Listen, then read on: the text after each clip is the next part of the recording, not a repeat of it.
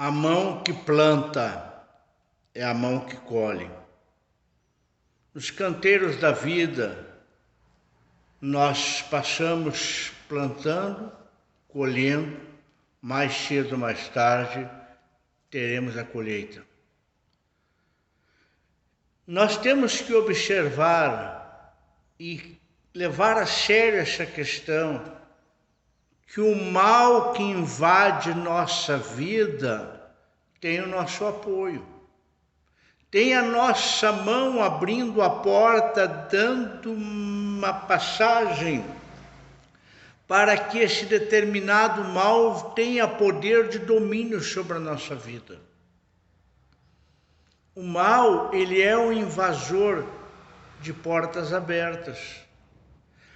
Os espíritos de luz, eles aguardam atentamente a nossa determinação, a nossa boa vontade de receber o amparo desses espíritos, como esses espíritos estão aqui conosco, trabalhando para lutarmos em prol da causa do próximo, levar o amor, a paz, a orientação, uma palavra.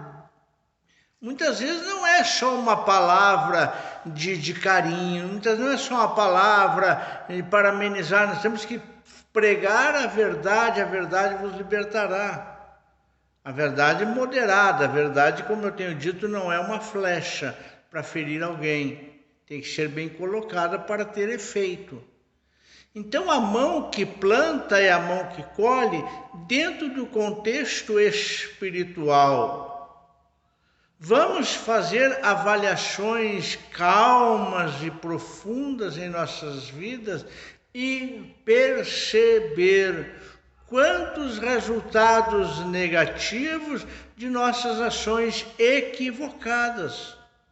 Às vezes nem é proposital, mas nos equivocamos e agimos de maneira bem contrária, bem desajustada, e colhemos o fruto daquilo.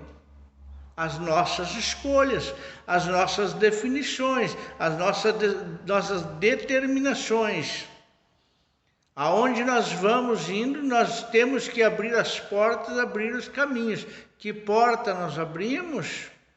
Muitas pessoas passam por locais que fecham as portas de tal forma onde jamais poderão retornar lá, porque ficam mal vistas,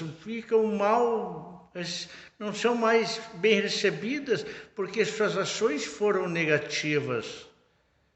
Quantas pessoas a gente lembra uma vida inteira, anos e anos mais tarde lembra daquela pessoa, que pessoa maldosa. Como aquela pessoa fazia coisa para destruir os outros, fica tão marcado na mente da gente, como se lembra também, como lembramos também de coisas boas. Eu falo muito na minha avó materna, que nós carinhosamente chamávamos ela de vó do doce.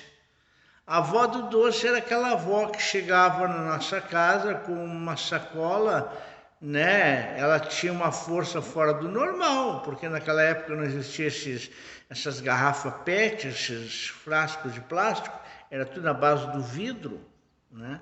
E ela chegava com aqueles enormes frascos de vidro carregados de doce. Como esquecer aquilo? Como esquecer daquela criaturinha?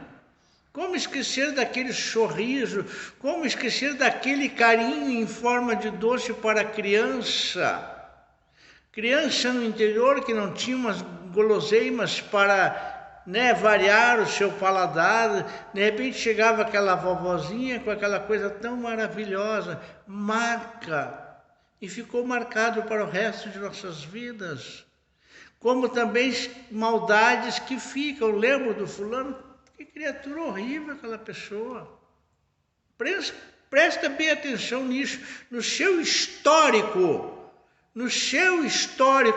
você vai lembrar de pessoas boas, caridosas, você vai lembrar de pessoas negativas.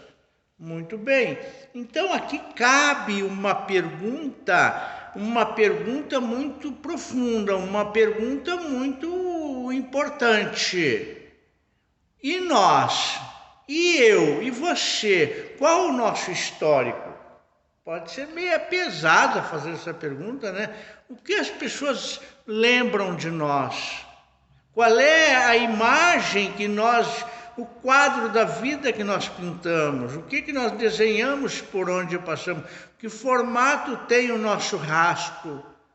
Um caminho bem desenhado aonde eu possa dizer, venha, segue-me, pisa por onde eu estou vindo? Ou um caminho errado que vai levar à perda, à destruição? Como é que nós dizíamos muito antigamente? Vai dar com os burros na água. Nunca entendi muito esta frase, mas era a realidade. Então, qual é o nosso caminho? Qual a imagem nós estamos deixando para os que vêm depois de nós? Qual a mensagem? Qual a disciplina de vida? Não é disciplinando os outros. Tem pessoas que passam a vida inteira querendo disciplinar os outros. A disciplina, ela existe a partir dos nossos exemplos, dos nossos atos. A nossa vida é o mais autêntico evangelho a ser pregado, ou também o maior esculacho do evangelho, dependendo de nossas atitudes e nossas ações. Então, que portas nós estamos abrindo? O que nós estamos plantando? Que colheita nós temos para nós mesmos fazer fruto de nosso plantio? E qual é o nosso histórico de vida? Qual o histórico que nós vamos deixar para gerações vindouras?